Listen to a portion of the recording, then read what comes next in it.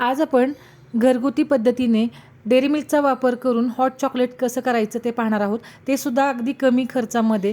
चला तर रेसिपीला सुरुवात करूया। हॉट चॉकलेट बनवण्यासाठी इथं 2 ग्लास इतकं म्हशीचं दूध घेतलेलं आहे। तुम्ही 1 ग्लास सुद्धा घेऊ शकता। आता आपण हे भांड्यामध्ये ओतून घेऊयात। त्याचबरोबर दुसरा ग्लास ओतण्यापूर्वी त्यातला अर्धा बाउल इतकं दूध मी साईडला काढून ठेवलेलं आहे आणि राहिलेलं जे दूध आहे ते आपण त्या भांड्यात ओतून घेऊया आणि गॅस चालू करून घेऊया मध्यम आचेवरती। त्यामध्ये छोटा चमचा मी इथे दालचिनी पावडर घालून हे दूध व्यवस्थित मिक्स करून घेणार आहे। दालचिनीचा फ्लेवर हॉट चॉकलेटला खूप छान येतो। पावडर नसेल तर तुम्ही त्याऐवजी दालचिनीचा तुकडा घालू शकता आणि व्यवस्थित मिक्स करून घ्यायचे हे दूध। आता अर्धा बाउल दूध जे आहे त्यामध्ये आपण इथं 2 चमचे कॉर्नफ्लॉवर घालून घेणार आहोत।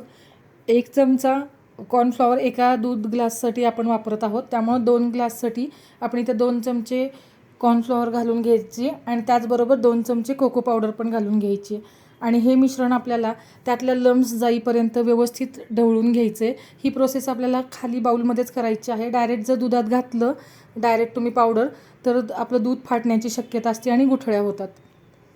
व्यवस्थित आता हे मिश्रण रेडी झालेलं आहे आपलं।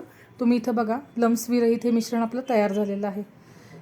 आता जे दूध आपण गरम करायला ठेवलेलं होतं दालचिनी पावडर घालून त्यामध्ये आपण 3 चमचे इतकी साखर घालून घेणार आहोत। साखरेचं प्रमाण तुम्ही तुमच्या आवडीनुसार कमी अधिक करू शकता। इथं मी 2 ग्लास दुधासाठी 3 चमच्याचा वापर केलेला आहे। आता पुन्हा एकदा हे मिश्रण व्यवस्थित ढवळून घ्यायचे। साखर घालताच लगेच मिश्रण पातळ व्हायला सुरुवात होते, त्यामुळे आपण एका हाताने आपण हे मिश्रण ढवळत दुसऱ्या हाताने हे जे तयार केलेलं कॉर्नफ्लॉवरचं मिश्रण आहे ते ओतून घ्यायचे। हे दोन्ही एका वेळेस केल्यामुळं काय होतं, मिश्रणामध्ये गुठळ्या होत नाहीत आपल्या दुधामध्ये आणि दूध व्यवस्थित एकसारखं घट्टसर व्हायला सुरुवात होते। तर आता आपल्याला हे मिश्रण ढवळतच राहायचे। त्याच वेळेस इथं मी 2 कॅडबरींचा वापर केलेला आहे। 2 डेअरी मिल्क 10 वाल्या घेतलेल्या आहेत। इथं तुम्ही त्याऐवजी डार्क कंपाऊंड घेऊ शकता चॉकलेट। तुम्हाला तुमच्या आवडीनुसार कुठलंही चॉकलेटचे तुकडे तुम्ही घेऊ शकता। अगदी स्वस्तात हे मी हॉट चॉकलेट करत आहे। मिश्रण 5 मिनिटांसाठी व्यवस्थित ढवळून घ्यायचे आपल्याला एकसारखं आणि 5व्या मिनिटाला आपण डेअरी मिल्क घातल्यापासून हे हॉट चॉकलेट तयार झालेलं आहे। इथं बघा पळी मी दाखवते तुम्हाला। अगदी आपलं दाटसर असं हॉट चॉकलेट तयार झालेलं आहे पिण्यासाठी। इथं पळीच्या मागच्या थरावरती जर आपण रेष मारली तर 2 भागामध्ये डिवाइड होते, म्हणजे आपल्याला परफेक्ट कन्सिस्टन्सीचं इथं हॉट चॉकलेट तयार झालेलं आहे। तयार हॉट चॉकलेट आता आपण सर्विंग ग्लासमध्ये ओतून घेऊयात। इथं माझ्याकडं एक 10 रुपयेवाला चॉकलेट सिरपचा पाऊच आहे, तर त्यांनी मी ह्या ग्लासचं गार्निशिंग करणार आहे। ही प्रोसेस बिलकुल ऑप्शनल आहे। हे चॉकलेट सिरप आपण व्यवस्थित मिक्स करून घ्यायचे। असं गार्निशिंग केल्यानंतर ग्लास आपला हॉट चॉकलेटचा खूपच अट्रॅक्टिव्ह दिसतो। लहान मुलांना पण खूप आवडतं हे प्यायला आणि शिवाय चवीतही बदल होतो। तुम्ही इथं बघा चमच्याने मी व्यवस्थित ग्लासमध्ये हे सिरप ग्लास फिरवत ओतून घेतलेलं आहे। डिझाईन तुम्ही तुमच्या आवडीनुसार कशीही करू शकता त्याची, पण अगदी लुकला ते खूप छान दिसतं। आता हा आपला सर्विंग ग्लास रेडी झालेला आहे सिरप ओतून।